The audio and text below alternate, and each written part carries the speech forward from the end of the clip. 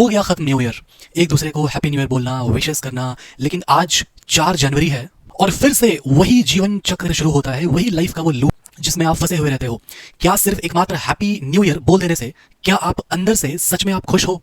कोई भी नया, इस बात को समझो अच्छे से कि कोई भी नया साल जो आने वाला है वो हैप्पी तब तक नहीं होगा जब तक कि आप उसको हैप्पी बनाओगे नहीं।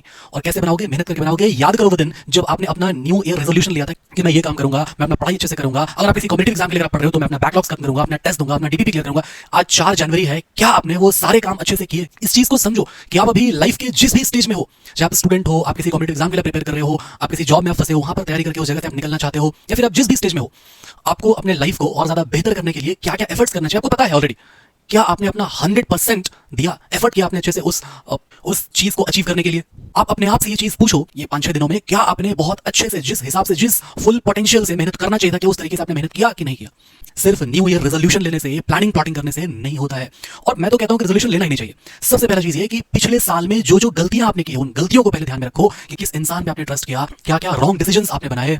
आप पढ़ते गए, आपने रिवीजन नहीं किया अच्छे से, आप अच्छे से चैप्टर्स आप पढ़े, रिवीजन भी किया, आपने क्वेश्चंस नहीं बनाए, आपने टेस्ट नहीं दिया। वो सारी गलतियों को एक जगह पे लिखो और ये मेक श्योर करो कि ये आने वाला साल को मैं ये सारी गलतियों को रिपीट नहीं करूंगा।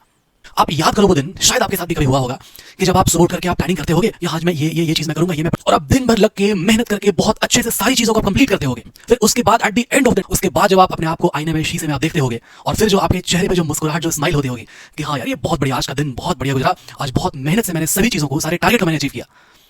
ठीक उसी तरीके से आप सोचो, आप खुद से ये बात पूछो कि क्या आपका 2025 जो आप अपने साल में जो जो चीज का प्लानिंग प्लॉटिंग आप किए थे, वो सारी चीजें क्या आपकी अचीव हुई? क्या आपने उसी तरीके से, उसी मेहनत और लगन से पूरे साल में अपने टारगेट्स के लिए अपना 100% दिया कि नहीं दिया? अगर आपका जवाब है हाँ, यस, तो सच में आप हैप्पी हो गए और आप बहुत खुश हो गए, और अब आप किसी को कह सकते हो कि हैप्पी न्यू ईयर। तो ये है इनर हैप्पीनेस। इनर हैप्पीनेस जो है वो काम करके आता है, वो मेहनत करके आता है, वो चीजों को अचीव करके आता है। अब शायद आपको ये बात समझ में आ रहा होगा कि वो इनर गैप, वो अंदर से वो खालीपन, वो क्यों है, क्यों ऐसा आपको लगता है हमेशा कि हाँ बोल तो दे रहे हैं ऊपर से हैप्पी न्यू ईयर, लेकिन हैप्पी कुछ चल नहीं रहा है, जीवन रुक सा गया है। अब अगर आप मुझसे पूछोगे क्या मैं हैप्पी हूं, तो मैं कहूंगा yes, of course I am happy.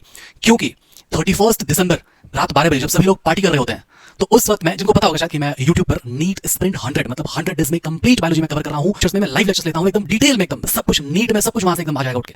तो मैं लाइव लेक्चर ले रहा था उसमें जब सब लोग पार्टी कर रहे होते हैं। अब ये देखो, तो ये मैं क्लास ले रहा हूँ यहाँ पर ना, लोकोमोशन एंड मूवमेंट वाला चैप्टर चल रहा था, बोन्स वगैरह पढ़ा रहे हैं यहाँ पर, है ना। तो आप ये देख सकते हो, ये खुशी ये चलेगा, है ना। तो मैं वहां पर चैट सेक्शन में मैं देख रहा था ना कि बच्चे हैप्पी न्यू ईयर बम फूट रहा है साइड से, मैं क्लास ले रहा हूँ यार, है ना। तो रात 1:30 बजे तक, 2 बजे तक क्लास चला उस वक्त। तो ये हैप्पीनेस।